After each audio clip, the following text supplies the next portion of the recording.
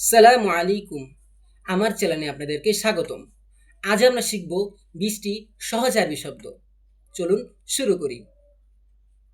কুফলুন তালা, মিফতাহুন চাবি, কুরসিয়ুন chair, তাওবিলাতুন table, নাফিদাতুন জানালা, সাআতুন ঘড়ি, হাকিবাতুন বাক্স, হাসুবুন কম্পিউটার, হাতিফুন মোবাইল, মাতবাখুন রান্নাঘর, হাম্মামুন গোসলখানা, সারিরুন খাট, গুরফাতুন কামরা, লিবাসুন পোশাক, হিদাউন জুতা, জিসরুন পোল ব্রিজ, শাজারাতুন